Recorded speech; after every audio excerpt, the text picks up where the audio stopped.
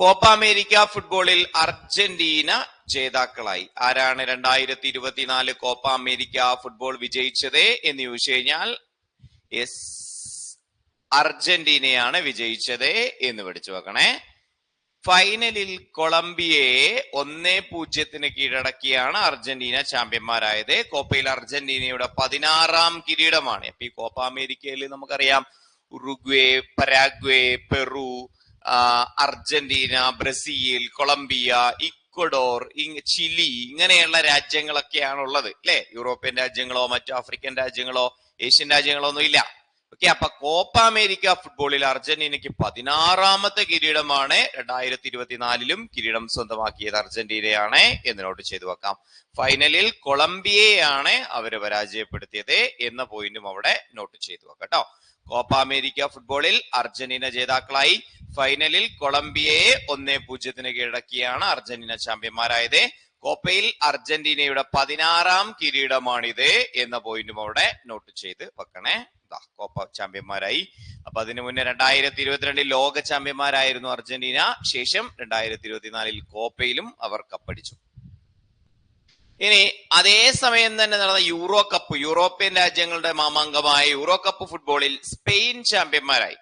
ഇംഗ്ലണ്ടിനെ വീണ്ടാമതും 2-0 പരാജയപ്പെടുത്തിയിട്ടാണ് സ്പെയിൻ ജേതാക്കളായത്. യൂറോ കപ്പ് ഇംഗ്ലണ്ട് നേടുന്നത് 4ാം തവണയാണ്. 16ാം തവണയാണ് അർജന്റീന നമ്മുടെ ലാറ്റിൻ അമേരിക്കൻ കപ്പായ കോപ്പ അമേരിക്ക നേടുന്നതെങ്കിൽ യൂറോ കപ്പ് സ്പെയിൻ നേടുന്നത് 4ാം തവണയാണ്. ഇംഗ്ലണ്ടിനെയാണ് പരാജയപ്പെടുത്തിയത്. അവിടെ അർജന്റീന കപ്പടിച്ചു, കൊളംബിയയെ പരാജയപ്പെടുത്തി എന്ന് നോട്ട് ചെയ്തു വെക്കുക. രണ്ടും ഒരേ സമയത്താണ് നടന്നിട്ടുള്ളത് അല്ലെ. ഇനി ഒളിമ്പിക്സിന്റെ 33ാം പതിപ്പ് ജൂലൈ 26 പാരീസിൽ തുടങ്ങി. അപ്പോ ജൂലൈ ഓഗസ്റ്റിലൊക്കെ ആയിട്ടാണ് ഒളിമ്പിക്സ് നടക്കുന്നത്. ഒളിമ്പിക്സിനെ കുറിച്ച് വിശദമായിട്ട് നമ്മൾ ക്ലാസ് ചെയ്തിട്ടുണ്ട്. നിങ്ങൾക്ക് യൂട്യൂബിലും നമ്മുടെ പെയ്ഡ് ക്ലാസ്സുകളിലൊക്കെ കാണാൻ സാധിക്കും. ഒളിമ്പിക്സിന്റെ 33ാം പതിപ്പ് ജൂലൈ 26 പാരീസിൽ തുടങ്ങി. ഇന്ത്യയിൽ നിന്ന് 16 ഇനങ്ങളിലായി 117 താരങ്ങൾ പങ്കെടുക്കുന്നു. ഓക്കെ, പാരീസ് ഒളിമ്പിക്സിലെ ആദ്യ സ്വർണം ചൈനയ്ക്ക് ഷൂട്ടിങ്ങിൽ ലഭിച്ചു. പാരീസ് ഒളിമ്പിക്സിൽ ഇന്ത്യയുടെ ആദ്യ മെഡൽ മനു ബക്കറിനെ, ഓക്കെ, ഒളിമ്പിക്സിലെ തന്നെ ആദ്യ മെഡലാണ് ചൈനയുടെ ഷൂട്ടിങ്ങിൽ ലഭിച്ചത്.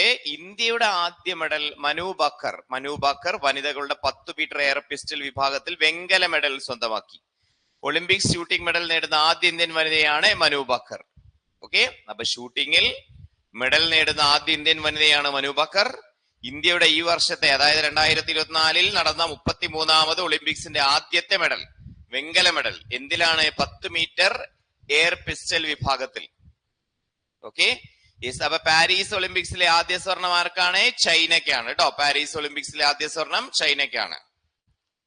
അപ്പൊ ഒളിമ്പിക്സിന്റെ 33ാം പതിപ്പ് ജൂലൈ 26 പാരീസിൽ തുടങ്ങി. 16 ഇനങ്ങളിലായി 117 താരങ്ങൾ പങ്കെടുക്കുന്നു.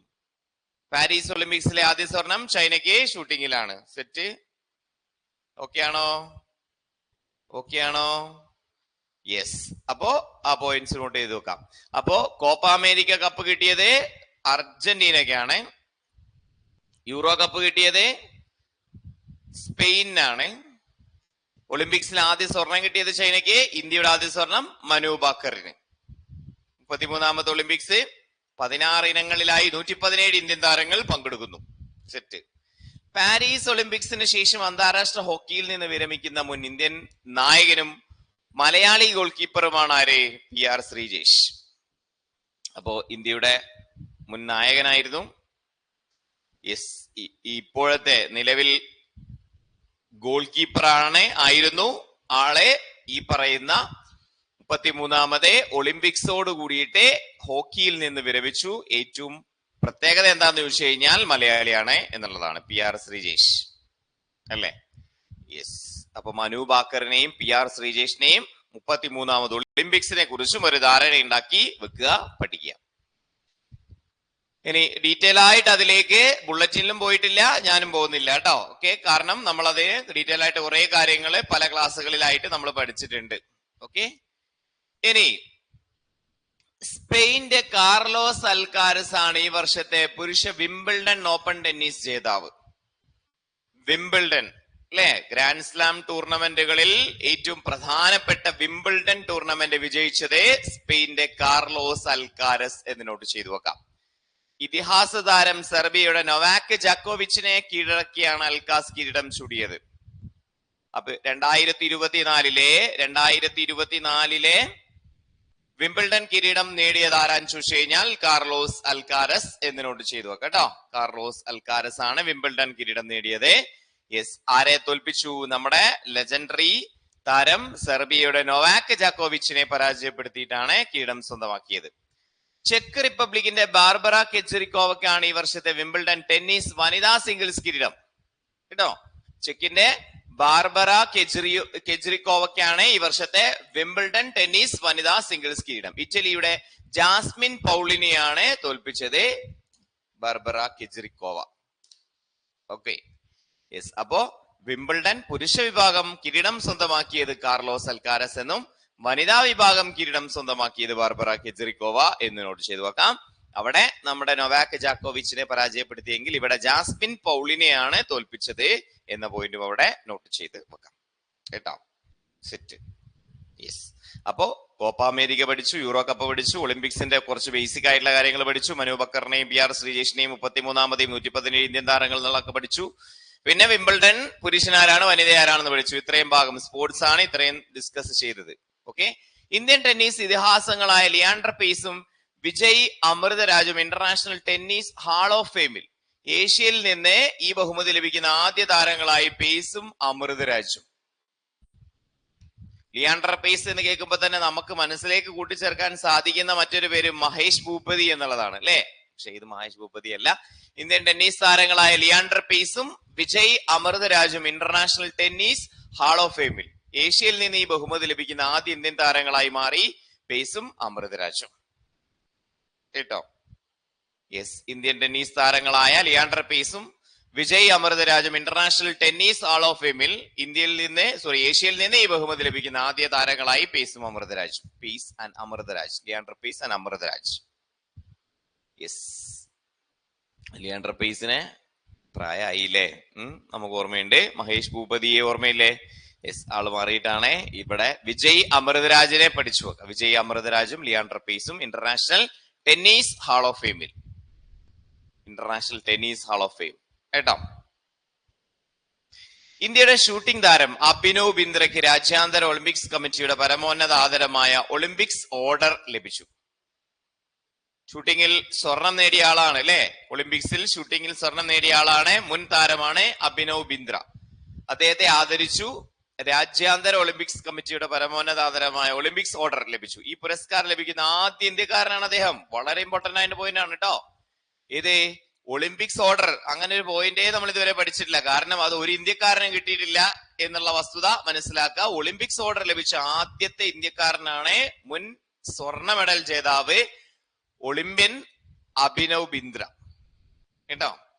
അപ്പൊ ഒളിമ്പിക്സ് ഓർഡർ ലഭിച്ചു, ഒളിമ്പിക് ഓർഡർ ലഭിച്ചു. ഈ പുരസ്കാരം ലഭിക്കുന്ന ആദ്യ ഇന്ത്യക്കാരനാണ് അദ്ദേഹം എന്ന പോയിന്റ് കൂടി അവിടെ കൂട്ടിച്ചേർക്കാം. അഭിനവ് ബിന്ദ്ര. തെറ്റല്ലേ? സർക്കാർ ഓഫീസുകളിൽ ജോലിയിൽ സഹായിക്കാൻ കെൽട്രോണിന്റെ നിർമ്മിത ബുദ്ധിയിലൂടെ സൃഷ്ടിച്ച സോഫ്റ്റ്വെയർ ടൂളുകളാണ് ഡിജി സ്മാർട്ടും കെല്ലിയും. ആർട്ടിഫിഷ്യൽ ഇന്റലിജൻസിന്റെ കാലമാണ് അല്ലെ. സർക്കാർ ഓഫീസുകളിൽ ജോലിയിൽ സഹായിക്കാൻ കെൽട്രോൺ നിർമ്മിത ബുദ്ധിയിലൂടെ സൃഷ്ടിച്ച സോഫ്റ്റ്വെയർ ടൂളുകളാണ് ഡിജി സ്മാർട്ടും കെല്ലിയും. സർക്കാർ ഓഫീസിലുള്ള AI ടൂളാണ്, അതായത് ജോലി ഭാരം കുറയ്ക്കാൻ വേണ്ടിയുള്ള ടൂളുകളാണ് ഡിജി സ്മാർട്ടും കെല്ലിയും.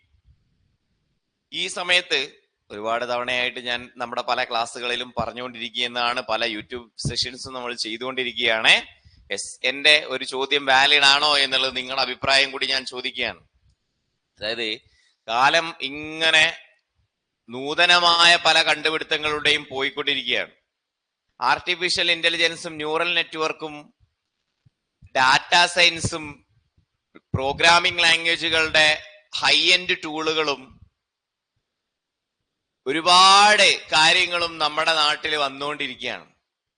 ഓക്കെ, എന്നിട്ടും കുട്ടികൾ, വളർന്നു വരുന്ന കുട്ടികൾ, അവർക്ക് ഈ പറയുന്ന ടെക്നോളജിയെ കുറിച്ചും ടെക്നോളജി മിസ്യൂസ് ചെയ്യുന്നതിന്റെ അപകടങ്ങളെ കുറിച്ചും ഒക്കെ പറഞ്ഞു കൊടുക്കേണ്ട സാഹചര്യമാണ്. നമ്മുടെ മക്കളൊക്കെ ഈ പറയുന്ന ഡിജിറ്റൽ ഗാഡ്ജറ്റ്സുകൾക്കും ലഹരി മരുന്നുകൾക്കൊക്കെ അടിമപ്പെടുന്ന ഈ കാലഘട്ടത്തിൽ ടെക്നോളജി എങ്ങനെ പ്രോപ്പറായിട്ട് യൂസ് ചെയ്യണം എന്നുള്ളതൊക്കെ പറഞ്ഞു കൊടുക്കേണ്ട കാലഘട്ടത്തിലൂടെയാണ് ഞാൻ നിങ്ങളൊക്കെ കടന്നു പോകുന്നത്. ഇവിടെ ഏറ്റവും ബേസിക് ആയിട്ടുള്ള കാര്യങ്ങൾ, ടെക്കിന്റെ ഏറ്റവും ബേസിക് ആയിട്ടുള്ള കാര്യങ്ങൾ, കമ്പ്യൂട്ടറിന്റെ IT-യുടെ അല്ലെങ്കിൽ നമ്മുടെ AI-യുടെ ബേസിക് ആയിട്ടുള്ള കാര്യങ്ങൾ സ്വാഭാവികമായിട്ട് ഒരു കുട്ടിക്ക് കിട്ടേണ്ടത് അവരുടെ സ്കൂൾ കാലഘട്ടത്തിലൂടെയാണെന്നുള്ളതിൽ ആർക്കും സംശയമില്ല. പക്ഷേ ഇപ്പോഴും നമ്മുടെ സർക്കാർ സംവിധാനങ്ങളിൽ ഈ പറയുന്ന ബേസിക് ക്ലാസ്സുകളിൽ ഈ ടോപ്പിക്കുകൾ കുട്ടികൾക്ക് പറഞ്ഞു കൊടുക്കുന്നത് ഹിന്ദി ടീച്ചർമാരും PT മാഷന്മാരും അവർ കുറഞ്ഞ മലയാളം ടീച്ചർമാരുമാണെന്നുള്ളതാണ് ഏറ്റവും വലിയ വിരോധാഭാസം, അല്ലെ? ഇവിടെ ഡിജി സ്മാർട്ടും കെല്ലിയും സർക്കാർ സ്ഥാപനങ്ങളിൽ വളരെ എഫക്റ്റീവ് ആയിട്ട് വരുന്ന സാഹചര്യത്തിൽ കുട്ടികൾക്ക് സ്കൂളുകളിൽ ഇതൊക്കെ പഠിപ്പിച്ചു കൊടുക്കുന്നത് ഈ പറയുന്ന പോലെ PT മാഷന്മാരും ഹിന്ദി ടീച്ചർമാരും ആണെന്നുള്ളതാണ്. അതായത് ഞാൻ പറഞ്ഞത് HSA എന്ന് പറയുന്ന പോസ്റ്റ്, ഹൈസ്കൂളിൽ ഒരു കമ്പ്യൂട്ടർ ടീച്ചർ എന്ന് പറയുന്ന ഒരു പോസ്റ്റ് എന്തുകൊണ്ടാണ് സർക്കാർ ഇതുവരെ വെക്കാത്തത്? അത് പല സ്വകാര്യ സ്ഥാപനങ്ങളുടെയും മാത്രം കുത്തകയാക്കി വെച്ച് ഓരോ സർക്കാരുകൾ മാറി വരുമ്പോഴും അവരെ മാത്രം എടുത്ത് അവർക്ക് മാത്രം പിന്നെ താൽക്കാലിക അടിസ്ഥാനത്തിൽ ജോലി കൊടുക്കുന്ന ഒരു സമ്പ്രദായം നിലനിൽക്കുന്നത് കൊണ്ട് തന്നെയാണ് എന്ന് പറയാൻ സാധിക്കും. ഇത് മാറേണ്ട സാഹചര്യം അല്ലേ? നമ്മുടെ മക്കൾക്ക് IT കമ്പ്യൂട്ടർ ആരാ പഠിപ്പിക്കേണ്ടത്? നമ്മുടെ നാട്ടില് കേരളത്തിൽ കമ്പ്യൂട്ടർ എഞ്ചിനീയേഴ്സ് ഇല്ലാഞ്ഞിട്ടാണോ? ഇതിന് അറിവുള്ള ടീച്ചർമാരെ കിട്ടാഞ്ഞിട്ടാണോ? എത്രത്തോളം പെർഫെക്റ്റ് ആയ ആളുകളെ നമുക്ക് സ്വരൂപിക്കാൻ പറ്റും? എത്രത്തോളം നല്ല ക്ലാസ്സുകൾ നമുക്ക് കൊടുക്കാൻ വേണ്ടി സാധിക്കും? നമ്മൾ ഒരുപാട് ആളുകളോട് സംസാരിച്ചിരുന്നു. ഇനിയും അതുമായി ബന്ധപ്പെട്ട കാര്യങ്ങളുമായിട്ട് തന്നെ നമുക്ക് മുന്നോട്ട് പോകണം. കട്ടയ്ക്ക് സപ്പോർട്ടായിട്ട് കൂടെ ഉണ്ടാവും എന്ന് വിചാരിക്കുന്നു. നമുക്ക് ഒരുപാട് പേർക്ക് ജോലി കിട്ടുന്ന ഒരു സാഹചര്യം കൂടിയാണ്, അല്ലെ? കഴിവുള്ള ആളുകൾക്ക് ജോലി കിട്ടിക്കോട്ടെ. എന്തിനാണ് ഈ താൽക്കാലിക അടിസ്ഥാനത്തിൽ ചില സ്ഥാപനങ്ങളെ ഞാൻ എടുത്തു പറയുന്നില്ല, അവരുടെ കുത്തകയാക്കി വെച്ചേക്കാണ്. അവിടെയൊക്കെ താൽക്കാലിക നിയമനങ്ങൾ നടന്നുകൊണ്ടേയിരിക്കുന്നു. പ്രത്യേകിച്ചും കമ്പ്യൂട്ടർ സയൻസ് ബാക്ക്ഗ്രൗണ്ട് ഉള്ള ആളുകൾ ഒന്ന് ഉണർന്ന് പ്രവർത്തിക്കുകയാണെങ്കിൽ വേണ്ട ഒരു കാര്യമാണ്, അല്ലെ? വേണ്ടാത്ത കാര്യമല്ല. ഓക്കെ, അപ്പോഴും സർക്കാരിന്റെ ഈ പൈസ ഇല്ല എന്നുള്ളതായിരിക്കും പറയാ. പക്ഷെ അതല്ലല്ലോ, ക്വാളിറ്റി അല്ലേ വേണ്ടത്. എത്രത്തോളം പൈസ മറ്റു കാര്യങ്ങൾക്ക് വേണ്ടി ചെലവഴിക്കുന്നു. അപ്പൊ സർക്കാർ ഓഫീസുകളിൽ ജോലിയിൽ സഹായിക്കാൻ കെൽട്രോൺ കെൽട്രോണൊക്കെ അതിന്റെ ഒരു ഭാഗമാണ്. പല സ്ഥാപനങ്ങളും ഉണ്ട് സർക്കാരിന്റെ അംഗീകാരത്തോടുകൂടി പ്രവർത്തിക്കുന്ന സ്വകാര്യ പൊതുമേഖലാ സ്ഥാപനങ്ങൾ, അല്ലെ? അപ്പോ അതിലൊന്നും നിയമനങ്ങൾക്ക് പൈസ ഒന്നും സർക്കാർ കൊടുക്കണ്ട. ഇതാണ് സർക്കാർ ചിന്തിക്കുന്നത്. ഓക്കെ, അപ്പൊ കെൽട്രോൺ നിർമ്മിത ബുദ്ധിയിലൂടെ സൃഷ്ടിച്ച സോഫ്റ്റ്വെയർ ടൂളുകളാണ് ഡിജി സ്മാർട്ടും കെല്ലിയും എന്ന് നോട്ട് ചെയ്ത് വെക്കാം. പറഞ്ഞു എന്നേ ഉള്ളൂ. മയക്കുമരുന്ന് വിൽപ്പനയും ഉപയോഗവും തടയാൻ നടപ്പിലാക്കുന്ന പദ്ധതിയാണ് യോദ്ധാവ്. മയക്കുമരുന്ന് വിൽപ്പനയും ഉപയോഗവും തടയാൻ നടപ്പിലാക്കുന്ന പദ്ധതിയാണ് യോദ്ധാവ്. നമ്മള് ഇത് കണ്ടിട്ടുണ്ടെങ്കിൽ പോലീസുകാരെയൊക്കെ വിളിച്ചറിയിക്കാൻ പറ്റുന്ന പദ്ധതിയാണ് യോദ്ധാവ്. തൃശ്ശൂർ ജില്ലയിലാണ് ആദ്യമായിട്ട് യോദ്ധാവ് പദ്ധതി തുടങ്ങിയത്. പിന്നീട് അത് എല്ലായിടത്തേക്കും വ്യാപിപ്പിച്ചു കേട്ടോ, യോദ്ധാവ്. ഇനി അന്തരീക്ഷ ഓക്സിജൻ ശ്വസിച്ച് പറക്കുന്ന ISROയുടെ ആദ്യ റോക്കറ്റ് പരീക്ഷണം വിജയം കണ്ടു. ഓക്സിജൻ ശ്വസിച്ച് പറക്കുന്ന, ശബ്ദത്തെക്കാൾ 6 ഇരട്ടി വേഗതയിലാണ് ATV advanced technological vehicle rocket oxygen ശ്വസിച്ച് പറക്കുന്നത്. അതായത് ഓക്സിജൻ ശ്വസിച്ച് പറക്കുന്ന ISROയുടെ ആദ്യ റോക്കറ്റ് പരീക്ഷണം വിജയകരമായി. ശബ്ദത്തെക്കാൾ 6 ഇരട്ടി വേഗതയിൽ പറക്കുന്ന ഈ റോക്കറ്റിന്റെ പേരാണ് ATV കേട്ടോ. അഡ്വാൻസ്ഡ് ടെക്നോളജിക്കൽ വെഹിക്കിൾ എന്നുള്ളതാണ് അതിന്റെ പേര്. ATV advanced technological vehicle. Okay, അപ്പോ സർക്കാർ ഓഫീസുകളിൽ ജോലിയിൽ സഹായിക്കാൻ കെൽട്രോണിന്റെ നിർമ്മിത ബുദ്ധിയിലൂടെ സൃഷ്ടിച്ച സോഫ്റ്റ്വെയർ ടൂളാണ് ഡിജി സ്മാർട്ടും കെല്ലിയും. ഡിജി സ്മാർട്ട് ആൻഡ് കെല്ലി കേട്ടോ, അത് പഠിച്ചു വെക്കാം. മയക്കുമരുന്ന് വിൽപ്പനയും ഉപയോഗവും തടയാൻ നടപ്പിലാക്കുന്ന പദ്ധതിയാണ് യോദ്ധാവ്. അന്തരീക്ഷ ഓക്സിജൻ ശ്വസിച്ചു പറക്കുന്ന ISROയുടെ ആദ്യ റോക്കറ്റ് ആണ് ഏത്? ഈ പറയുന്ന പോലെ ATV advanced technological vehicle rocket എന്ന പോയിന്റ് കൂടി അവിടെ ഓർത്തു വെക്കാം, പഠിച്ച് വെക്കാം. രാഷ്ട്രപതി ഭവനിലെ ദർബാർ ഹാളിന്റെയും അശോക് ഹാളിന്റെയും പേര് മാറ്റി. ദർബാർ ഹാൾ ഇനി ഗണതന്ത്ര മണ്ഡപമായും അശോക് ഹാൾ അശോക് മണ്ഡപമായും അറിയപ്പെടും. എന്താണ്? രാഷ്ട്രപതി ഭവനിലെ ദർബാർ ഹാളിന്റെ പേരും അശോക് ഹാളിന്റെയും പേര് മാറ്റി. ദർബാർ ഹാളിന്റെ പേര് ഇനി എന്ത് പേരാന്നറിയാമോ? ഗണതന്ത്ര മണ്ഡപം. അശോക് ഹാളിന്റെ പേരെന്താണ്? അശോക് മണ്ഡപം. എമ്പുരാന്റെ പേര് മാറ്റി എം ബീരാൻ എന്നാക്കണോ? ആശയ ആവിഷ്കാര സ്വാതന്ത്ര്യമില്ലാത്ത കാലത്താണോ നമ്മൾ ജീവിക്കുന്നത്? അറിഞ്ഞൂടാ. എന്താണെങ്കിലും രാഷ്ട്രപതി ഭവനിലെ ദർബാർ ഹാളിന്റെയും അശോക് ഹാളിന്റെയും പേര് മാറ്റി. ദർബാർ ഹാളിന്റെ പേര് ഗണതന്ത്ര മണ്ഡപം, അശോക് ഹാളിന്റെ പേര് അശോക് മണ്ഡപമായും അറിയപ്പെടും എന്നുള്ളതാണ് അവിടെ പുതിയ പേരുമാറ്റങ്ങൾ. ലോകമാന്യ തിലക് പുരസ്കാരം എഴുത്തുകാരിയും രാജ്യസഭാംഗവുമായ സുധാമൂർത്തിക്ക് 1,00,000 രൂപയും ഫലകവും അടങ്ങുന്നതാണ് പുരസ്കാരം. കേട്ടോ, ലോകമാന്യ തിലക് പുരസ്കാരം എഴുത്തുകാരിയും രാജ്യസഭാംഗവുമായ സുധാമൂർത്തിക്ക്. ലോകമാന്യ തിലക് 2024 ലോകമാന്യ തിലക് പുരസ്കാരം ആർക്കാണ്? ലോകമാന്യ തിലക് പുരസ്കാരം സുധാമൂർത്തിക്ക്. കേട്ടോ, 1,00,000 രൂപയും ഫലകവും അടങ്ങുന്നതാണ് പുരസ്കാരം എന്ന് നോട്ട് ചെയ്ത് വെക്കാം. രാഷ്ട്രപതി ഭവനിലെ ദർബാർ ഹാളിന്റെയും അശോക് ഹാളിന്റെയും പേര് മാറ്റി. ദർബാർ ഹാളിന്റെ പേര് ഇനി ഗണതന്ത്ര മണ്ഡപം, അശോക് ഹാളിന്റെ പേര് അശോക് മണ്ഡപം എന്ന് നോട്ട് ചെയ്തു വെക്കാം. ലോകമാന്യ തിലക് പുരസ്കാരം എഴുത്തുകാരിയും രാജ്യസഭാംഗവുമായ സുധാമൂർത്തിക്കാണ് എന്ന പോയിന്റ് അവിടെ ഓർത്തു വെക്കാം. ഇനി ബോളിവുഡ് നടൻ ഷാരൂഖ് ഖാന്റെ ചിത്രം പതിച്ച നാണയം പുറത്തിറക്കി. ഫ്രഞ്ച് മ്യൂസിയമാണ് ഇത് പുറത്തിറക്കിയത്. പാരീസിലെ ഗ്രവിൻ മ്യൂസിയമാണ് ഷാരൂഖ് ഖാന്റെ പേരിൽ സ്വർണ്ണ നാണയം ഇറക്കിയത്. അപ്പൊ ഫ്രഞ്ച് മ്യൂസിയം ഷാരൂഖ് ഖാന്റെ പേരിലെ സ്വർണ്ണ നാണയം പുറത്തിറക്കി. കേട്ടോ, ആരുടെ പേരിലാണ് പാരീസിലെ ഗ്രവിൻ മ്യൂസിയം സ്വർണ്ണ നാണയം പുറത്തിറക്കിയെന്ന് ചോദിച്ചു കഴിഞ്ഞാല് ഷാരൂഖ് ഖാന്റെ പേരിൽ. ലോകമാന്യ തിലക് പുരസ്കാരം ആർക്കാ ലഭിച്ചതെന്ന് ചോദിച്ചു കഴിഞ്ഞാൽ സുധാമൂർത്തിക്ക്. രാഷ്ട്രപതി ഭവനിലെയും ദർബാർ ഹാളിന്റെയും പേര് മാറ്റിയിട്ട് രാഷ്ട്രപതി ഹാൾ ഇനി ഗണതന്ത്ര മണ്ഡപമായും അശോക് ഹാളെ അശോക് മണ്ഡപമായും അറിയപ്പെടും എന്നും നോട്ട് ചെയ്തു വെക്കാം. ഓക്കെ, സെറ്റ് അല്ലേ? യെസ്, ബാക്കിലെ പോയിന്റുകളൊക്കെ ഡിജി സ്മാർട്ടും കെല്ലീനെയും പഠിച്ചു വെക്കാം. യോദ്ധാവിനെ ഓർത്തു വെക്കാം. ISRയുടെ ആദ്യ റോക്കറ്റ് ആണ് ATV എന്ന് പഠിച്ചു വെക്കാം. അതിന് മുന്നേ സ്പോർട്സിന്റെ ഫാക്ടുകളൊക്കെ നമുക്ക് ഓർമ്മയുണ്ട് അല്ലെ? യെസ്, നമ്മുടെ ഒളിമ്പിക് ഓർഡർ ലഭിച്ച ഷൂട്ടിംഗ് താരം അഭിനവ് ഇന്ദ്ര, അതിന് മുന്നേ കോപ്പ അമേരിക്ക, യൂറോ കപ്പും ഒളിമ്പിക്സും ഒക്കെ ഓർമ്മയുണ്ട്. സെറ്റാണ്, സെറ്റ് അല്ലേ? Yes, next Kerala Sahitya Akademi fellowship MR Raghava വാര്യർക്കും CL ജോസിനും സമർപ്പിക്കും. കേരള സാഹിത്യ അക്കാദമി ഫെലോഷിപ്പ് MR രാഘവ വാര്യർക്കും CL ജോസിനും സമർപ്പിക്കും. നിക്കോളാസ് മഡുറോ തുടർച്ചയായി 3ാമതും വെനിസ്വലയുടെ പ്രസിഡന്റായി തെരഞ്ഞെടുക്കപ്പെട്ടു. അതൊക്കെ വായിച്ചു പോയാൽ മതി. Sheikh Hamdan bin Mohammed bin Rashid Al മക്തൂമിനെ UAE പ്രതിരോധ മന്ത്രിയും പ്രധാനമന്ത്രിയുമായി നിയമിച്ചു. അത്തരം പോയിന്റുകളെല്ലാം വലിയ ഫോക്കസ് ഒന്നും കൊടുക്കണ്ട, വായിച്ചങ്ങ് പോവാ കേട്ടോ. അപ്പൊ കേരള സാഹിത്യ അക്കാദമി ഫെലോഷിപ്പ് MR രാഘവ വാര്യർക്കും CL ജോസിനും ലഭിച്ചു. നിക്കോളാസ് മഡുറോ തുടർച്ചയായി വെനിസ്വലയുടെ 3ാമത്തെ പ്രസിഡന്റ് ആയിട്ട് വരുന്നു. 3ാമതും വെനിസ്വലയുടെ പ്രസിഡന്റ് ആയിട്ട് വരുന്നു. Sheikh Hamdan bin Mohammed bin Rashid Al മക്തൂമിനെ UAE പ്രതിരോധ മന്ത്രിയും പ്രധാനമന്ത്രിയുമായിട്ട് നിയമിച്ചു എന്നോട് ചെയ്തു നോക്കാം. നേപ്പാളിന്റെ പുതിയ പ്രധാനമന്ത്രിയായി KP ശർമ്മ ഒലി അധികാരമേറ്റു. നേപ്പാളിന്റെ പുതിയ പ്രധാനമന്ത്രി ആരാണ്? KP ശർമ്മ ഒലി കേട്ടോ. KP ശർമ്മ ഒലി അധികാരമേറ്റു എന്നോട് ചെയ്തു. വിക്രം മിശ്രി ഇന്ത്യയുടെ പുതിയ വിദേശകാര്യ സെക്രട്ടറിയായി സ്ഥാനമേറ്റു. ആരാണ്? വിക്രം മിശ്രി ഇന്ത്യയുടെ പുതിയ വിദേശകാര്യ സെക്രട്ടറി ആയിട്ട് സ്ഥാനമേറ്റു എന്ന് പഠിച്ചു നോക്കാം. വിക്രം മിശ്രി.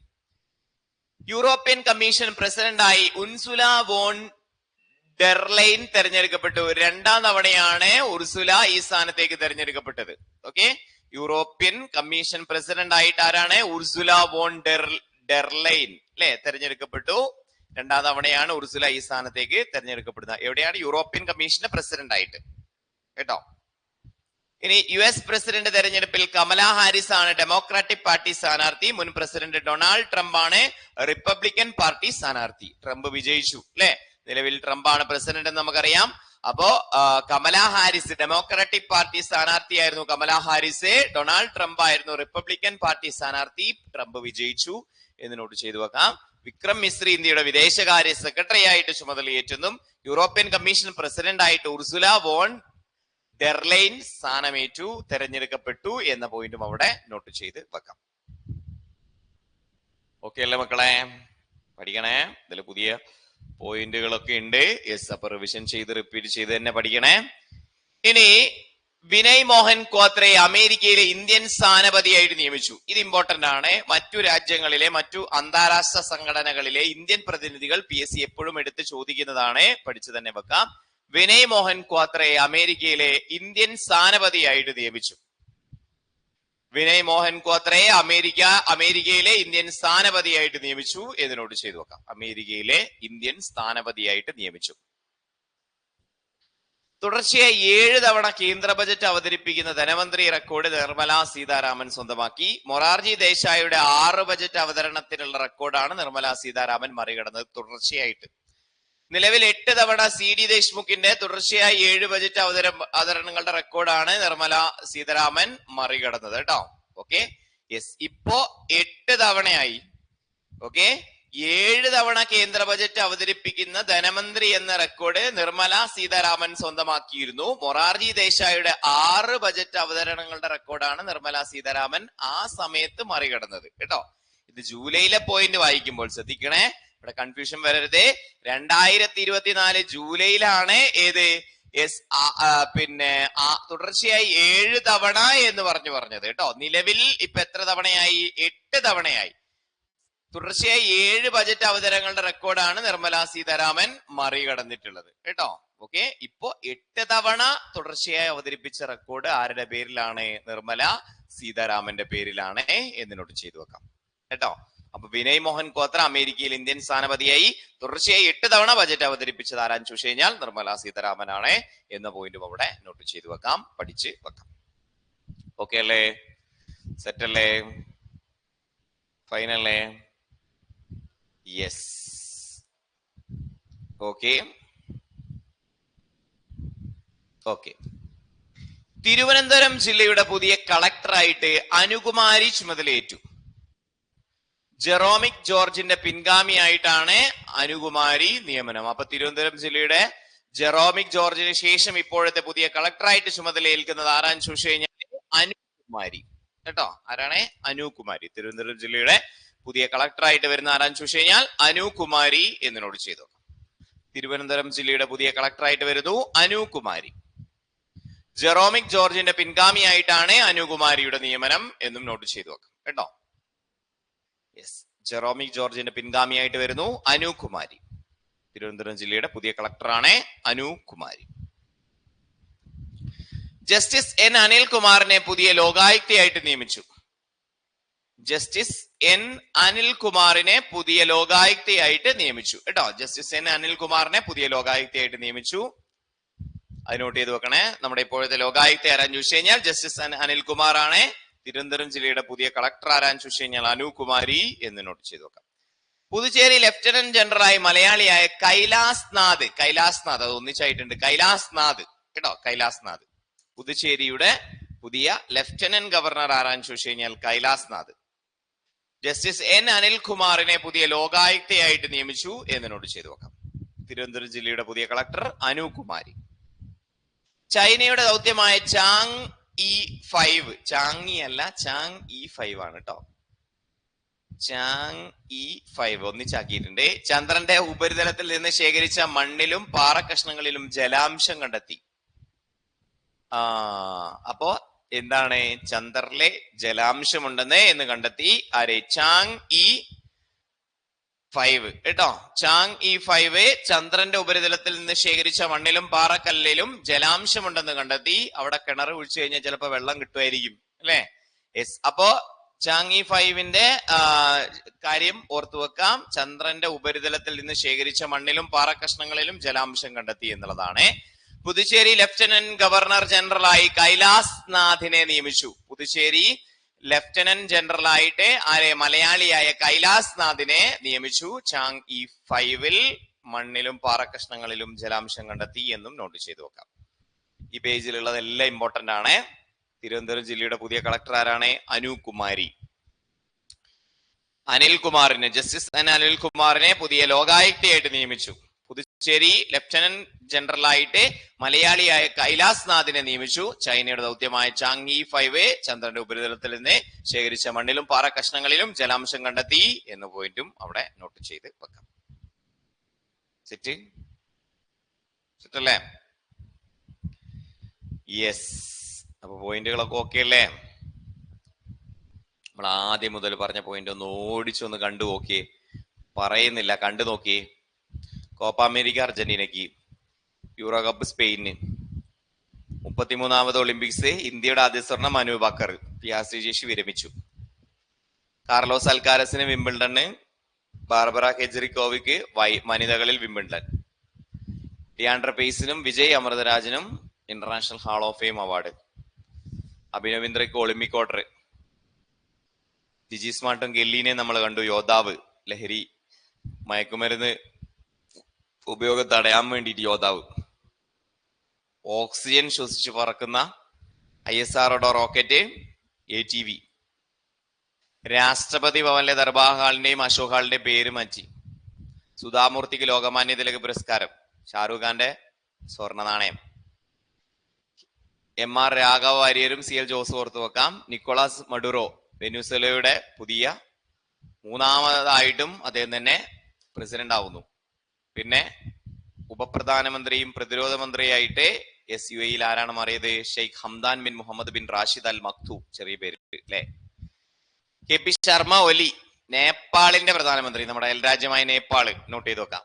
വിക്രം മിശ്രി ഇന്ത്യയുടെ പുതിയ വിദേശകാര്യ സെക്രട്ടറി ആയിട്ട് അധികാരമേക്കും. ഉർസുല വോൺ ഡെർ ലെയ്ൻ 2ാം തവണ യൂറോപ്യൻ കമ്മീഷന്റെ പ്രസിഡന്റ് ആവുന്നു. ട്രംപ് വിജയിച്ചു, കമലാ ഹാരിസ് തോറ്റുപോയി. വിനയ് മോഹൻ ഗോത്ര അമേരിക്കയുടെ ഇന്ത്യൻ സ്ഥാനപതിയാണ്. 8ാം തവണയും തുടർച്ചയായിട്ട് അവതരിപ്പിച്ചത് നിർമ്മല സീതാരാമൻ ബജറ്റ്. തിരുവനന്തപുരം കളക്ടർ ആരാണ്? അനുകുമാരി. നമ്മുടെ ഇപ്പോഴത്തെ Lokayukta justice N Anilkumar. Puducherry lieutenant ഗവർണറായ മലയാളി കൈലാസ് ലോക്നാഥ്. ചൈനയുടെ ചന്ദ്രദൗത്യമായ ചാങ്ങി 5ന്റെ ഉപരിതലത്തിൽ നിന്ന് ശേഖരിച്ച മണ്ണിന്റെയും പാറക്കഷ്ണങ്ങളുടെ ജലാംശം കണ്ടെത്തി എന്നും നോട്ട് ചെയ്ത് വെക്കാം. അപ്പൊ ഇത്രയും കാര്യങ്ങളൊക്കെ അല്ലേ? ഇത്രയും കാര്യങ്ങൾ പക്ക സെറ്റ്. സിംബാബ്വെക്കെതിരെ 2020 പരമ്പര നേടി ഇന്ത്യ 4-1 വിജയം സ്വന്തമാക്കി. സിംബാബ്വെ ഒക്കെ ഇപ്പൊ ഉണ്ടോ അല്ലെ? യെസ്. ഡഗ്ലസ് ഒലോങ്കയുടെയും ആൻഡി ഫ്ലവറിന്റെയും ഗ്രാൻഡ് ഫ്ലവറിന്റെയും ഒക്കെ ഒരു കാലം ഉണ്ടായിരുന്നു സിംബാബ്വെ ക്രിക്കറ്റിൽ. സച്ചിനും സേവാഗും ഗാംഗുലിയും അസറുദ്ദീനും ഒക്കെ 90s കിഡ്സിന്റെ ഹീറോസ് ആയിരുന്ന, റോബിൻ സിംഗും ഒക്കെ ഇന്ത്യൻ ക്രിക്കറ്റിന്റെ ഹീറോസ് ആയിരുന്ന സമയത്ത് 90s കിഡ്സിനെ അത് ഓർമ്മയുണ്ടാവുള്ളൂ. 90s കിഡ്സിന് എന്ന് പറയാൻ പറ്റില്ല, 80s ആൻഡ് 90s കിഡ്സിന് 90, 91, 92, 93 വരെയൊക്കെയുള്ള കിഡ്സിനെ ചിലപ്പോൾ അവരൊക്കെ ഓർമ്മയുണ്ടാവുള്ളൂ. ആ സമയത്ത് ഉണ്ടായിരുന്ന ഒരു വമ്പൻ ടീമായിരുന്നു ക്രിക്കറ്റിൽ സിംബാബ്വെ.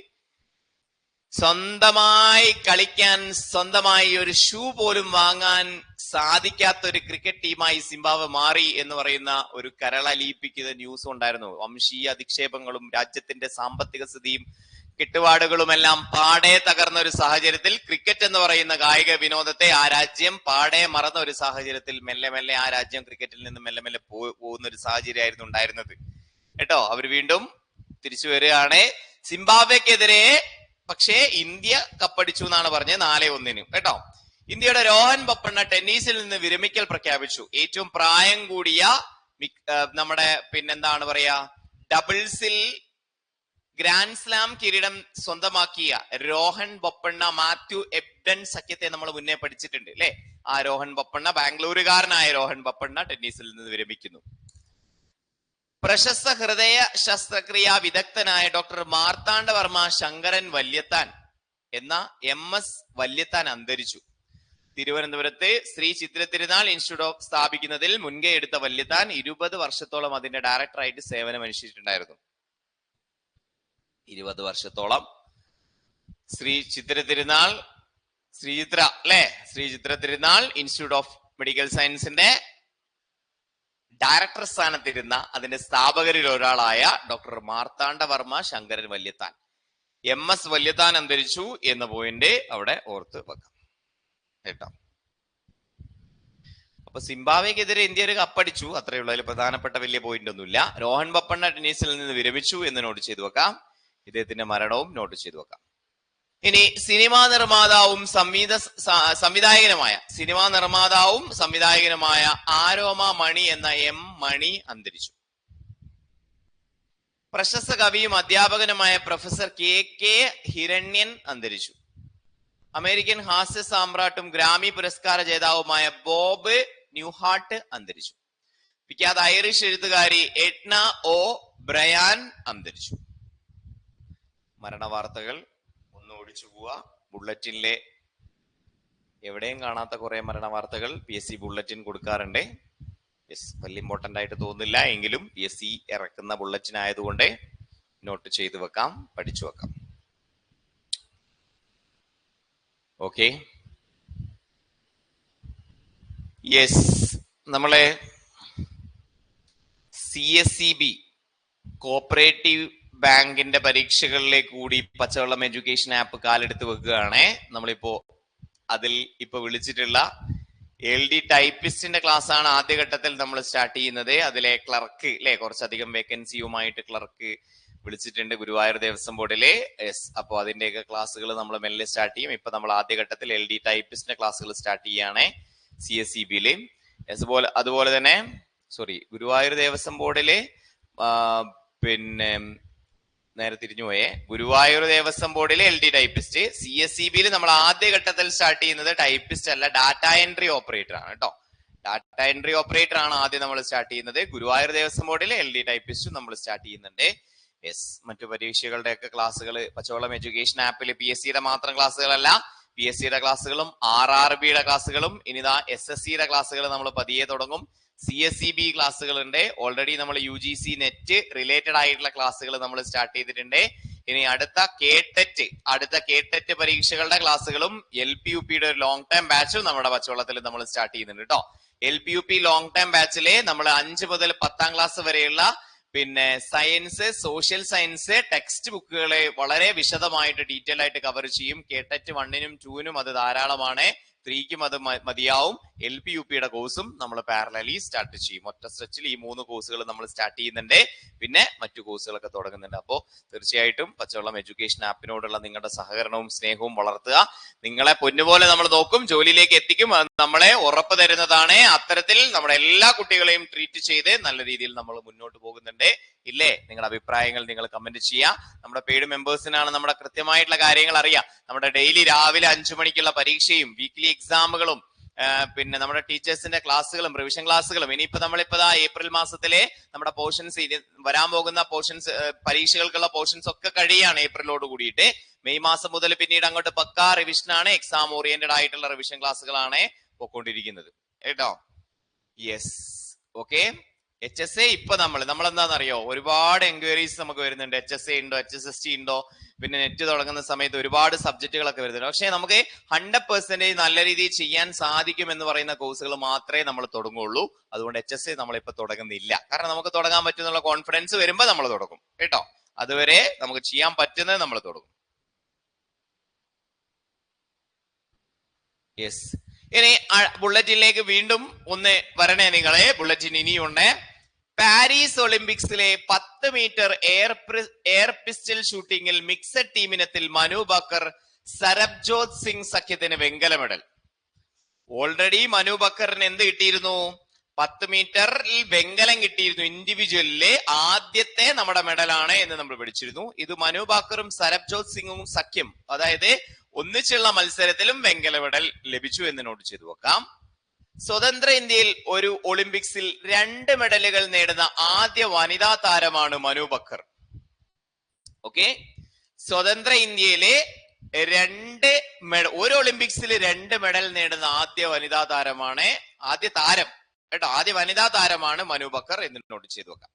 സ്വാതന്ത്ര്യാനന്ത ഇന്ത്യയില് സ്വാതന്ത്ര്യത്തിന് ശേഷം ഒരു ഒളിമ്പിക്സിൽ 2 മെഡൽ നേടുന്ന ആദ്യ വനിതാ താരമാണ് മനു ബക്കർ എന്ന് നോട്ട് ചെയ്തു വെക്കാം. പാരീസ് ഒളിമ്പിക്സിലെ ജാവലിൻ ത്രോയിൽ നീരജ് ചോപ്രയ്ക്ക് വെള്ളി മെഡൽ. പാകിസ്ഥാൻകാരൻ ആണ്. യെസ് അല്ലെ, യെസ്, കപ്പടിച്ചത് പിന്നെ പാകിസ്ഥാനിയാണ്. ജാവലിൻ ത്രോയിലെ നീരജ് ചോപ്രയ്ക്ക് വെള്ളി മെഡലാണ് സ്വന്തമാക്കാൻ സാധിച്ചത് എന്ന് നോട്ട് ചെയ്തു വെക്കാം. പാരീസ് ഒളിമ്പിക്സിലെ 50 മീറ്റർ റൈഫിൾ 3 പൊസിഷൻ ഷൂട്ടിംഗിൽ സ്വപ്നിൽ കുശാലയ്ക്ക് വെങ്കല മെഡൽ എന്ന് നോട്ട് ചെയ്തു വെക്കാം. പാരീസ് ഒളിമ്പിക്സിലെ 50 മീറ്റർ റൈഫിൾ 3 പൊസിഷൻ ഷൂട്ടിംഗിൽ സ്വപ്നിൽ കുശാലയ്ക്ക് വെങ്കല മെഡലാണ്. നീരജ് ചോപ്രയ്ക്ക് വെള്ളി മെഡലാണ്. മനു ബക്കറിനെ ഒരു ഒളിമ്പിക്സിൽ 2 മെഡൽ നേടിയ ആദ്യ വനിതാ താരമാണ് എന്ന പോയിന്റ് ഒക്കെ നോട്ട് ചെയ്ത് വെക്കാം. ഓക്കെ, ഇനി പുരുഷന്മാരുടെ 57 കിലോ ഫ്രീ സ്റ്റൈൽ ഗുസ്തിയിൽ അമൻ ഷെറാവത്തിന് വെങ്കല മെഡൽ. ഒളിമ്പിക് മെഡൽ നേടുന്ന ഇന്ത്യയുടെ ഏറ്റവും പ്രായം കുറഞ്ഞ താരമാണ് അമൻ ഷെറാവത്ത്. ഓക്കെ, പുരുഷന്മാരുടെ 57 കിലോ ഫ്രീ സ്റ്റൈൽ ഗുസ്തിയിലെ അമൻ ഷെറാവത്തിന് വെങ്കല മെഡൽ. ഒളിമ്പിക്സ് മെഡൽ നേടുന്ന ഇന്ത്യയുടെ ഏറ്റവും പ്രായം കുറഞ്ഞ താരമാണ് അമൻ ഷെറാവത്ത് എന്ന് നോട്ട് ചെയ്ത് വെക്കാട്ടോ. അമൻ ഷെറാവത്ത്, അമൻ ഷെറാവത്ത് ഒളിമ്പിക്സ് മെഡൽ നേടുന്ന ഇന്ത്യയുടെ ഏറ്റവും പ്രായം കുറഞ്ഞ താരമാണ് അമൻ ഷെറാവത്ത് എന്ന പോയിന്റ് അവിടെ നോട്ട് ചെയ്ത് വെക്കും കേട്ടോ. അമൻ ഷെറാവത്ത്. പാരീസ് ഒളിമ്പിക്സ് ഹോക്കിയിൽ ഇന്ത്യക്ക് വെങ്കല മെഡൽ. സ്പെയിനെ 2-1 തോൽപ്പിച്ചാണ് ഇന്ത്യ വെങ്കലം കരസ്ഥമാക്കിയത്. ടോക്കിയോ ഒളിമ്പിക്സിലും ഇന്ത്യക്ക് വെങ്കല മെഡൽ ആയിരുന്നു. അതോടുകൂടിയിട്ടാണ് PR ശ്രീജേഷ് വിരമിച്ചത്. പാരീസ് ഒളിമ്പിക്സിലെ ഹോക്കിയിലെ ഇന്ത്യക്ക് വെങ്കല മെഡലാണ്. സ്പെയിനെ 2-1 തോൽപ്പിച്ചാണ് ഇന്ത്യ വെങ്കലം സ്വന്തമാക്കുന്നത്. അതിന് മുന്നേ നടന്ന ടോക്കിയോ ഒളിമ്പിക്സിലും ഇന്ത്യക്ക് വെങ്കലമായിരുന്നു. 2 ഒളിമ്പിക് മെഡലുകൾ ഉടമയായ ഒരേ ഒരു മലയാളി താരമാണ് PR ശ്രീജേഷ്. അതായത് ടോക്കിയോയിലും പാരീസിലും ഇന്ത്യക്ക് വെങ്കലം കിട്ടിയപ്പോൾ ഇന്ത്യൻ ഗോൾ കീപ്പർ ആയിരുന്നു ആര്? നമ്മുടെ PR ശ്രീജേഷ് കേട്ടോ. അപ്പൊ പുരുഷന്മാരുടെ 57 കിലോ ഫ്രീ സ്റ്റൈൽ ഗുസ്തിയിൽ അമൻ ഷെറാവത്തിന് വെങ്കല മെഡൽ. ഒളിമ്പിക് മെഡൽ നേടുന്ന ആദ്യ ഇന്ത്യയുടെ ഏറ്റവും പ്രായം കുറഞ്ഞ താരമാണ് അമൻ ഷെറാവത്ത്. പാരീസ് ഒളിമ്പിക്സ് ഹോക്കിയിൽ ഇന്ത്യക്ക് മെഡലാണ്, ഇന്ത്യക്ക് വെങ്കല മെഡലാണ്. സ്പെയിനിൽ 2-1 തോൽപ്പിച്ചാണ് ഇന്ത്യ വെങ്കലം കരസ്ഥമാക്കിയത്. ടോക്കിയോ ഒളിമ്പിക്സിലും ഇന്ത്യ വെങ്കലം നേടിയിരുന്നു എന്ന പോയിന്റ് പഠിച്ചു വെക്കാം. 2 ഒളിമ്പിക് മെഡലുകൾക്ക് ഉടമയായ ഒരേ ഒരു ഇന്ത്യനാണ്, മലയാളിയാണ് ആര്? PR ശ്രീജേഷ് എന്ന് നോട്ട് ചെയ്ത് വെക്കാമേ. ഇന്ത്യൻ ഗുസ്തി താരം വിനേഷ് ഫോഗാട്ട് ഗുസ്തിയിൽ നിന്ന് വിരമിക്കൽ പ്രഖ്യാപിച്ചു. പാരീസ് ഒളിമ്പിക്സിലെ വേഗമേറിയ വനിതാ താരമായി സെന്റ് ലൂസിയയുടെ ജൂലിയൻ ആൽഫ്രഡ് 100 മീറ്ററിൽ സ്വർണം നേടിയത് ആരാന്ന് ചോദിച്ചു കഴിഞ്ഞാൽ, പാരീസ് ഒളിമ്പിക്സിലെ ഏറ്റവും വേഗമേറിയ താരം ആരാന്ന് ചോദിച്ചു കഴിഞ്ഞാൽ, വനിതാ താരം ആരാന്ന് ചോദിച്ചു കഴിഞ്ഞാൽ സെന്റ് ലൂസിയ എന്ന് നോട്ട് ചെയ്തു. സെന്റ് ലൂസിയ അല്ല, സെന്റ് ലൂസിയ എന്ന് പറയുന്ന രാജ്യത്തിനെ പ്രതിനിധീകരിച്ചുകൊണ്ട് ജൂലിയൻ ആൽഫ്രഡ്. വേഗമേറിയ പുരുഷതാരോ ഉസൈൻ ബോൾട്ട് ആണോ? അല്ല, നോഹ ലൈൽസ്. അമേരിക്കയുടെ നോഹ ലൈൽസ് ആണ് ഏറ്റവും വേഗമേറിയ താരം. ഏറ്റവും വേഗമേറിയ വനിതാ താരം ആരാന്ന് ചോദിച്ചു കഴിഞ്ഞാൽ ജൂലിയൻ ആൽഫ്രഡ് എന്ന് നോട്ട് ചെയ്തു കേട്ടോ. അപ്പൊ നമ്മുടെ വിനേഷ് ഫോഗാട്ടെ ഗുസ്തിയിൽ നിന്ന് വിരമിക്കൽ പ്രഖ്യാപിച്ചു. പാരീസ് ഒളിമ്പിക്സിലെ വേഗമേറിയ വനിതാ താരം ജൂലിയൻ ആൽഫ്രഡ്. പാരീസ് ഒളിമ്പിക്സിലെ വേഗമേറിയ പുരുഷതാരം ആരാൻ ചോദിച്ചു കഴിഞ്ഞാൽ നോഹ ലൈൽസ് എന്ന് നോട്ട് ചെയ്തു നോക്കാം. പാരീസ് ഒളിമ്പിക്സിലെ വേഗമേറിയ പുരുഷതാരം ആരാൻ ചോദിച്ചു കഴിഞ്ഞാൽ നോഹ ലൈൽസ് എന്ന് നോട്ട് ചെയ്തു നോക്കാം. നോഹ ലൈൽസ്. ഓക്കെ അല്ലേ? യെസ്. അപ്പൊ ഇന്ത്യൻ ഗുസ്തി താരം വിനേഷ് ഫോഗാട്ട് ഗുസ്തിയിൽ നിന്ന് വിരമിക്കൽ പ്രഖ്യാപിച്ചു. പാരീസ് ഒളിമ്പിക്സിലെ വേഗമേറിയ വനിതാ താരമായി സെന്റ് ലൂസിയയുടെ ജൂലിയൻ ആൽഫ്രഡ്. പാരീസ് ഒളിമ്പിക്സിലെ വേഗമേറിയ പുരുഷതാരമായി നോഹ ലൈൽസ് എന്ന് നോട്ട് ചെയ്ത് വെക്കാം കേട്ടോ. പാരീസ് ഒളിമ്പിക്സിൽ സ്വർണം നേടിയതോടെ കരിയർ ഗോൾഡൻ സ്ലാം നേടുന്ന ലോകത്തിലെ 5ാം താരമായി സെർബിയയുടെ നൊവാക് ജോക്കോവിച്ച്. അതായത് ഒളിമ്പിക്സിലും എന്തുണ്ട്? ടെന്നീസ് ഒരു ഇവന്റ് ആണ്. അപ്പോ പാരീസ് ഒളിമ്പിക്സിലും ടെന്നീസിൽ grand slam, career golden grand slam നേടുന്ന ലോകത്തിലെ 5ാം താരമായി സെർബിയയുടെ നൊവാക് ജോക്കോവിച്ച്. അതിന് മുന്നേ ആരൊക്കെ നേടിയിട്ടുണ്ട്? Andre Agassi, Steffi Graf, Serena Williams, Rafael Nadal എന്നിവരാണ് നൊവാക്കിന് മുമ്പേ ഗോൾഡൻ സ്ലാം നേടിയിട്ടുള്ളത് കേട്ടോ. പാരീസ് ഒളിമ്പിക്സിൽ സ്വർണം നേടിയതോടെ കരിയർ ഗോൾഡൻ സ്ലാം നേടുന്ന ലോകത്തിലെ 5ാം താരം. കരിയറിൽ ഏതെങ്കിലും വർഷം 4 ഗ്രാൻഡ് സ്ലാമും 1 ഒളിമ്പിക് സ്വർണ്ണ മെഡൽ നേടുന്നതാണ് കരിയർ ഗ്രാൻഡ് സ്ലാം. ഓക്കെ, അതായത് ഇവിടെ ഒന്ന് ശ്രദ്ധിച്ചു മനസ്സിലാക്കണേ. 4 ഗ്രാൻഡ് സ്ലാം എന്ന് പറഞ്ഞു കഴിഞ്ഞാൽ എന്തൊക്കെയുണ്ട്? വിംബിൾഡൺ വരും, ഫ്രഞ്ച് ഓപ്പൺ വരും, ഓസ്ട്രേലിയൻ ഓപ്പൺ വരും. Wimbledon, French Open, Australian Open. പിന്നെ ഏതാ വരുന്നത്? Wimbledon, French Open, Australian Open. പിന്നെ ഏതാ ഒന്നുകൂടി ഉണ്ടല്ലോ?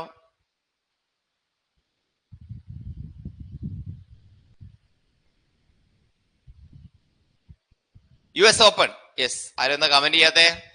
US Open, Australian Open, French Open, Wimbledon. Okay, ഇങ്ങനെ 4 ഗ്രാൻഡ് സ്ലാം കിരീടം പ്ലസ് ഒരു ഒളിമ്പിക്സ് കിരീടം. ഇതാണ് ഗോൾഡൻ സ്ലാം. മനസ്സിലായോ? Okay, Wimbledon, French Open, Australian Open, US Open plus Olympics കിരീടം. അപ്പോ കരിയറിൽ ഏതെങ്കിലും വർഷം 4 ഗ്രാൻഡ് സ്ലാമും 1 ഒളിമ്പിക്സ് സ്വർണവും നേടിക്കഴിഞ്ഞാലാണ് കരിയർ ഗോൾഡൻ ഗ്രാൻഡ് സ്ലാം കിട്ടുന്നത്. അത് വളരെ റയർ ആയിട്ടേ കിട്ടുള്ളൂ അല്ലെ. 4 ഗ്രാൻഡ് സ്ലാമും കിട്ടണം, ഒപ്പം എന്തും കിട്ടണം, ഒരേ ഒളിമ്പിക്സ് കിരീടവും കിട്ടണം. അത് ലഭിക്കുന്ന 5ാമത്തെ താരമാണ് ആര്? നമ്മുടെ സെർബിയയുടെ നൊവാക് ജോക്കോവിച്ച്. കേട്ടോ, മുന്നേ ആർക്കൊക്കെ കിട്ടിയിട്ടുണ്ട്? Andre Agassi, Steffi Graf, Serena Williams and Rafael Nadal എന്നിവർക്കാണ് മുന്നേ ഇത് കിട്ടിയിട്ടുള്ളത് എന്ന് നോട്ട് ചെയ്ത് നോക്കാം. കേട്ടോ, സെറ്റല്ലേ? സെറ്റാണോ? യെസ്. പാരീസ് ഒളിമ്പിക്സിൽ 5 വെങ്കലവും 1 വെള്ളിയും ഉൾപ്പെടെ 6 മെഡലുകൾ നേടിയ ഇന്ത്യൻ മെഡൽ പട്ടികയിൽ 71ാം സ്ഥാനത്താണ് ഇന്ത്യ ഫിനിഷ് ചെയ്തത്. കേട്ടോ, 5 വെങ്കലവും 1 വെള്ളിയും ഉൾപ്പെടെ 6 മെഡലുകളാണ് ഇന്ത്യ സ്വന്തമാക്കിയത്. 40 സ്വർണവും 44 വെള്ളിയും 42 വെങ്കലവും ഉൾപ്പെടെ 126 മെഡലുകളുള്ള അമേരിക്ക 1ാം സ്ഥാനവും, 40 സ്വർണവും 27 വെള്ളിയും 24 വെങ്കലവും ഉൾപ്പെടെ 91 മെഡലുകൾ നേടി ചൈന 2ാം സ്ഥാനവും കരസ്ഥമാക്കി. ഇന്ത്യയുടെ സ്ഥാനം 71ആണ്, 5 വെങ്കലവും 1 വെള്ളി അടക്കം. 2028 ഒളിമ്പിക്സ് അമേരിക്കയിലെ ലോസ് ആഞ്ചൽസിലാണ് നടക്കാൻ പോകുന്നത് എന്ന പോയിന്റ് കൂടി അവിടെ കൂട്ടിച്ചേർക്കാം. 2028 ഒളിമ്പിക്സ്, യെസ്, പാരീസ് ഒളിമ്പിക്സ് ആണ് ഇപ്പൊ കഴിഞ്ഞത്. 2028 ഒളിമ്പിക്സ് എവിടെ നടക്കുന്നു ചോദിച്ചു കഴിഞ്ഞാൽ അമേരിക്കയിലെ ലോസ് ആഞ്ചൽസിലാണ് എന്ന് നോട്ട് ചെയ്ത് വെക്കാം. കേട്ടോ, ലോസ് ആഞ്ചൽസിലാണ്, അമേരിക്കയിലെ ലോസ് ആഞ്ചൽസിലാണ് 2028 ഒളിമ്പിക്സ് നടക്കാൻ വേണ്ടി പോകുന്നത്. അപ്പൊ പാരീസ് ഒളിമ്പിക്സിൽ 5 വെങ്കലവും 10 വെള്ളിയും ഉൾപ്പെടെ 6 മെഡലുകൾ നേടിയ ഇന്ത്യൻ മെഡൽ പട്ടികയിൽ 71ാം സ്ഥാനത്താണ് ആര്?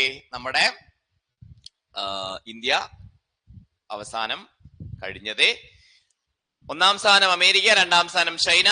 2028 എവിടെയാണ് ഒളിമ്പിക്സ് നടക്കുന്നതെന്ന് ചോദിച്ചു കഴിഞ്ഞാൽ അമേരിക്കയിലെ ലോസ് ആഞ്ചൽസിലാണ് എന്ന് നോട്ട് ചെയ്ത് വെക്കാം. വയനാട് ജില്ലയിലെ മുണ്ടക്കൈ, ചൂരൽമല പ്രദേശങ്ങളിൽ ജൂലൈ 31 തുടർച്ചയായി ഉണ്ടായ ഉരുൾപൊട്ടലിൽ 300-ലധികം ആളുകൾ മരണപ്പെടുകയും നിരവധി ആളുകളെ കാണാതാവുകയും ചെയ്തു. യഥാർത്ഥ കണക്ക് ഇതുവരെയും ലഭ്യമായിട്ടില്ല എന്നുള്ളത് ഓഗസ്റ്റിലെ ഫസ്റ്റിലെ പോയിന്റ് ആണ്. പക്ഷേ യെസ് മീൻസ് അത് കറക്റ്റ് ആയിട്ട് ഇപ്പോഴും കണക്കുകളൊന്നും ഇല്ല അല്ലെ. പലരെയും നഷ്ടപ്പെട്ടു, പിന്നെ കാണാതായവരെയൊക്കെ കണക്കി കൂട്ടി എന്നുള്ളതേ ഉള്ളൂ. യെസ്, അപ്പൊ ഞാനത് പ്രത്യേകിച്ച് ഇനി അതിൽ കൂടുതൽ പറയാനുള്ള ഒരു ഇതും കൂടി ഇല്ല. കാരണം അത്രയും ദാരുണമായ ഒരു പ്രകൃതി ദുരന്തം നമ്മൾ കണ്ടിട്ടില്ല കേരളത്തിൽ അല്ലെ. അപ്പോ മുണ്ടക്കൈ, ചൂരൽമല പ്രദേശങ്ങളിൽ ജൂലൈ 31 ഈ പറയുന്ന സംഭവം നടക്കുന്നതെന്ന് പഠിച്ചു വെക്കണേ. UPSC ചെയർമാനായി പ്രീതി സുധനെ നിയമിച്ചു. PSC ചെയർമാൻ ആരാണ്? MR ബൈജു ആണ് അല്ലെ. UPSC ചെയർമാൻ പ്രീതി സുധൻ എന്ന് നോട്ട് ചെയ്തു വെക്കാം. പ്രീതി സുധനാണ് UPSC ചെയർമാൻ എന്ന് നോട്ട് ചെയ്തു വെക്കാം. കേട്ടോ, പ്രീതി സുധൻ. UPSC ചെയർമാൻ ആയിട്ട് ആരെയാണ് നിയമിക്കുന്നത്? പ്രീതി സുധനെയാണ് നിയമിക്കുന്നത് എന്ന് നോട്ട് ചെയ്തു വെക്കാം. Preeti Sudan, UPSC chairman Preeti Sudan. കരസേന മെഡിക്കൽ സർവീസിലെ ആദ്യ വനിതാ ഡയറക്ടർ ജനറൽ ആയിട്ട് ലഫ്റ്റനന്റ് ജനറൽ സാധന സക്സേന നായർ നിയമിതയായി. കരസേന മെഡിക്കൽ സർവീസിലെ ആദ്യ വനിതാ ഡയറക്ടർ ജനറൽ ആയിട്ട് ആരാണ്? ലഫ്റ്റനന്റ് ജനറൽ സാധന സക്സേന നായർ നിയമിതയായി എന്ന് നോട്ട് ചെയ്തു നോക്കാം. കരസേന ആദ്യ മെഡിക്കൽ ഡയറക്ടർ ജനറൽ ആയിട്ട്, കരസേന മെഡിക്കൽ സർവീസിലെ ആദ്യ വനിതാ ഡയറക്ടർ ജനറൽ ആയിട്ട് ആര് നിയമിതനാവുന്നു? ലഫ്റ്റനന്റ് സാധന സക്സേന നായർ. KC വേണുഗോപാലിനെ പാർലമെന്റിന്റെ പബ്ലിക് അക്കൗണ്ട് കമ്മിറ്റിയുടെ ചെയർമാനായി നാമനിർദ്ദേശം ചെയ്തു. KC വേണുഗോപാലിനെ പാർലമെന്റിന്റെ പബ്ലിക് അക്കൗണ്ട് കമ്മിറ്റിയുടെ ചെയർമാനായി നാമനിർദ്ദേശം ചെയ്തു. വ്യോമസേന ഗ്രൂപ്പ് ക്യാപ്റ്റൻ ശുഭാൻഷു ശുക്ലയെ ഇന്ത്യയുടെ ആദ്യ ബഹിരാകാശ യാത്ര നടത്താൻ തെരഞ്ഞെടുത്തു. ബാക്കപ്പ് പൈലറ്റായി മലയാളി ഗ്രൂപ്പ് ക്യാപ്റ്റൻ പ്രശാന്ത് ബാലകൃഷ്ണൻ നായരെയും തെരഞ്ഞെടുത്തു. പഠിച്ചു വെക്കാം. വ്യോമസേന ഗ്രൂപ്പ് ക്യാപ്റ്റൻ ശുഭാൻഷു ശുക്ലയെ ഇന്ത്യയുടെ ആദ്യത്തെ ബഹിരാകാശ യാത്ര നടത്താൻ തെരഞ്ഞെടുത്തുവെന്നും ബാക്കപ്പ് പൈലറ്റായി മലയാളിയായ ഗ്രൂപ്പ് ക്യാപ്റ്റൻ പ്രശാന്ത് ബാലകൃഷ്ണൻ നായരെയും തെരഞ്ഞെടുത്തു എന്ന പോയിന്റ് അവിടെ ഓർത്ത് വെക്കാം. ഓക്കെ, അപ്പൊ കരസേന മെഡിക്കൽ സർവീസിലെ ആദ്യത്തെ വനിതാ ഡയറക്ടർ ലഫ്റ്റനന്റ് ജനറൽ സാധന സക്സേന നായർ. അത് ഇമ്പോർട്ടന്റ് ആണ്, പഠിച്ചു വെക്കാം. KC വേണുഗോപാലിനെ പാർലമെന്റിന്റെ പബ്ലിക് അക്കൗണ്ട് കമ്മിറ്റിയുടെ ചെയർമാനായി നാമനിർദ്ദേശം ചെയ്തു എന്നും വ്യോമസേന ഗ്രൂപ്പ് ക്യാപ്റ്റൻ ശുഭാൻഷു ശുക്ലയെ ഇന്ത്യയുടെ ആദ്യ ബഹിരാകാശ യാത്ര നടത്താൻ തിരഞ്ഞെടുത്തു എന്നും അവിടെ നോട്ട് ചെയ്തു വെക്കാം, പഠിച്ചു വെക്കാം. ഇന്ത്യയിലെ ഏറ്റവും പ്രായം കുറഞ്ഞ IPS ഓഫീസറായി ഗുജറാത്ത് സ്വദേശി സഫിൻ ഹസൻ 22 വയസ്സ് ചുമതലയേറ്റു. പ്രായം കുറഞ്ഞ, ഇന്ത്യയിലെ ഏറ്റവും പ്രായം കുറഞ്ഞ IPS ഓഫീസർ, വളരെ ഇമ്പോർട്ടന്റ് ആണ് കേട്ടോ. ഇന്ത്യയിലെ ഏറ്റവും പ്രായം കുറഞ്ഞ IPS ഓഫീസറായിട്ട് ഗുജറാത്ത് സ്വദേശി സഫിൻ ഹസൻ 22 വയസ്സ് ചുമതലയേറ്റു. സഫിൻ ഹസൻ നമ്മൾ ഇതുവരെ പഠിച്ചിട്ടില്ല, സഫിൻ ഹസനെ പഠിച്ചിട്ടില്ല അല്ലെ. ഇന്ത്യയിലെ ഏറ്റവും പ്രായം കുറഞ്ഞ IPS ഓഫീസറായിട്ട് ഗുജറാത്ത് സ്വദേശിയായ സഫിൻ ഹസൻ ചുമതലയേറ്റു, 22 വയസ്സ്. ഫിജിയുടെ പരമോന്നത സിവിലിയൻ ബഹുമതിയായ companion of the order of Fiji രാഷ്ട്രപതി ദ്രൗപദി മുർമുവിനെ ഫിജി പ്രസിഡന്റ് സമ്മാനിച്ചു. ഫിജിയുടെ പരമോന്നത സിവിലിയൻ ബഹുമതിയാണ് ഏത്? Companion of the order of Fiji രാഷ്ട്രപതി ദ്രൗപദി മുർമുവിന് ഫിജി പ്രസിഡന്റ് സമ്മാനിച്ചു. ബംഗ്ലാദേശിൽ നോബൽ സമ്മാന ജേതാവ് മുഹമ്മദ് യൂനിസിന്റെ നേതൃത്വത്തിൽ ഇടക്കാല സർക്കാർ അധികാരമേറ്റു. എപ്പോഴും പ്രശ്നങ്ങളാണ് ബംഗ്ലാദേശിൽ അല്ലെ. അവിടെ ഒരു ഇടക്കാല സർക്കാർ അധികാരമേറ്റു നോബൽ സമ്മാന ജേതാവായ മുഹമ്മദ് യൂനിസിന്റെ നേതൃത്വത്തിൽ. ഡോക്ടർ PT ബാബുരാജിനെ സംസ്ഥാന ഭിന്നശേഷി കമ്മീഷണറായിട്ട് നിയമിച്ചു കേട്ടോ. ഭിന്നശേഷി കമ്മീഷണറായിട്ട് ആരെ നിയമിച്ചു? PT ബാബുരാജിനെ നിയമിച്ചു. സംസ്ഥാന ഭിന്നശേഷി കമ്മീഷണറായിട്ട് ബാബുരാജിനെ നിയമിച്ചു. ഇന്ത്യയിലെ ഏറ്റവും പ്രായം കുറഞ്ഞ IPS ഓഫീസറായിട്ട് ഗുജറാത്ത് സ്വദേശി സഫിൻ ഹസനെ ചുമതലയേറ്റു. ഫിജിയുടെ പരമോന്നത സിവിലിയൻ ബഹുമതിയായ companion of the order of Fiji രാഷ്ട്രപതി ദ്രൗപദി മുർമുവിന് ഫിജി പ്രസിഡന്റ് സമ്മാനിച്ചു. ബംഗ്ലാദേശിൽ നടന്ന സമ്മാന ജേതാവ് മുഹമ്മദ് യൂനിസിന്റെ നേതൃത്വത്തിൽ ഇടക്കാല സർക്കാർ അധികാരമേറ്റു. ഡോക്ടർ PT ബാബുരാജിനെ സംസ്ഥാന ഭിന്നശേഷി കമ്മീഷണറായിട്ട് നിയമിച്ചു എന്ന പോയിന്റും അവിടെ നോട്ട് ചെയ്ത് വെക്കാം. ഓക്കെ, യെസ്, സെറ്റ് അല്ലേ? ഓക്കെ അല്ലേ? ഓക്കെ.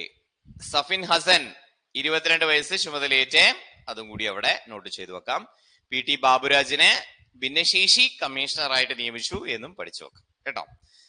അപ്പൊ ഇത്രയാണ് നമ്മളെ 2024 ഓഗസ്റ്റ് മാസത്തിലെ ബുള്ളറ്റിനിൽ നിന്ന് നിങ്ങളുടെ മുന്നിലേക്ക് എത്തിക്കാനുള്ളത്. തീർച്ചയായിട്ടും ഇന്നത്തെ ക്ലാസ്സിൽ ഒരുപാട് കാര്യങ്ങൾ നമ്മൾ പഠിച്ചിട്ടുണ്ട്. കുറേയധികം കാര്യങ്ങൾ നമ്മൾ ഓരോ പോയിന്റ് എടുക്കുമ്പോൾ സഫീൻ ഹസൻ ഞാനിപ്പോ ഒരു 6 പ്രാവശ്യം പറഞ്ഞു അല്ലെ. നമ്മുടെ ദ്രൗപദി മുർമുവിനെ ഒരു 3 പ്രാവശ്യം പറഞ്ഞു. PT ബാബുരാജിനെ ഒരു 2-3 പ്രാവശ്യമെങ്കിലും പറഞ്ഞിട്ടുണ്ട്. അങ്ങനെ ഓരോ പോയിന്റ്സ് നമ്മൾ വീണ്ടും റിപ്പീറ്റ് ചെയ്താണ് പഠിപ്പിക്കുന്നത്. അപ്പൊ അത് തന്നെയാണ് നമ്മുടെ കറണ്ട് അഫയേഴ്സിന്റെ ക്ലാസ്സിൽ ഏറ്റവും എന്താ പറയാ ഒരു അട്രാക്ഷൻ എന്ന് കുട്ടികൾ പറയാറുള്ളത്. എനിക്കറിഞ്ഞൂടാ, നമ്മൾ അങ്ങനെയാണ് നമ്മൾ പഠിപ്പിക്കുന്ന രീതി. അപ്പൊ തീർച്ചയായിട്ടും ഇത് ഉപകാരപ്പെടുന്നുണ്ടെന്ന് വിശ്വസിക്കുന്നു. ഇതുപോലെ വീണ്ടും നമുക്ക് കുറേയധികം കാര്യങ്ങളുമായിട്ട് ഇനിയും കണ്ടുമുട്ടാം. നമ്മള് ഓഗസ്റ്റ് മാസത്തിലെ ഒരു കാര്യം നിങ്ങൾ ശ്രദ്ധിച്ചു കേൾക്കുക. ഓഗസ്റ്റ് മാസത്തിലെ ഇനി നമ്മൾ രണ്ടാമതൊരു ക്ലാസ് ചെയ്യുന്നില്ല കേട്ടോ. ബുള്ളറ്റിനിലെ എക്സ്ട്രാ പോയിന്റ്സ് ഒക്കെ നമ്മൾ ഇതിനകത്ത് ഉൾപ്പെടുത്തിയിട്ടുണ്ട്. നമ്മളെ വേറൊരു എക്സ്ട്രാ ക്ലാസ് ചെയ്യുന്നില്ല. നമ്മളിനി വ്യാഴാഴ്ച നമ്മൾ എന്തായിരിക്കും ചെയ്യുക? വ്യാഴം നമ്മളെ സെപ്റ്റംബർ മാസമായിരിക്കും ചെയ്യുക കേട്ടോ. സെപ്റ്റംബർ ആണ്. അപ്പൊ നമ്മള് റെക്കോർഡഡ് ക്ലാസ്സിൽ മുന്നേ ചെയ്ത ഓഗസ്റ്റിലെ ക്ലാസ്സുകളൊക്കെ കാണാത്തവർ ഒന്നും കൂടിയൊക്കെ ഒന്ന് കണ്ട് സെറ്റപ്പ് ആക്കുക കേട്ടോ. എക്സ്ട്രാ വരുന്ന കുറെ പോയിന്റ്സ് ഇന്നത്തെ ക്ലാസ്സിൽ നമ്മൾ നമ്മുടെ ക്ലാസ്സിൽ ഉൾപ്പെടുത്തിയിട്ടുണ്ട്. ബുള്ളറ്റിൽ ഇല്ലാത്ത കുറച്ച് ഫാക്ടുകൾ കൂടി ഉൾപ്പെടുത്തിയിട്ടുണ്ട്. അപ്പൊ നമ്മളെ സെപ്റ്റംബർ മാസത്തിലെ പോയിന്റ് ആയിട്ടായിരിക്കും വ്യാഴാഴ്ച തുടരുക കേട്ടോ. ഓക്കെ, അപ്പൊ നമ്മുടെ റെക്കോർഡ് ക്ലാസ് സമയം പോലെ നിങ്ങളൊന്ന് കാണാൻ ശ്രമിക്കുക. കഴിഞ്ഞ സ്ട്രെച്ചിൽ ചെയ്ത ഓഗസ്റ്റിലെ ക്ലാസ്സുകൾ കൂടി ഒന്ന് കാണാൻ വേണ്ടിയിട്ട് ശ്രദ്ധിക്കുക കേട്ടോ. ഇമ്പോർട്ടന്റ് ആയിട്ടുള്ള കാര്യങ്ങളൊക്കെ നമ്മൾ ഉൾപ്പെടുത്തിയിട്ടുണ്ട്.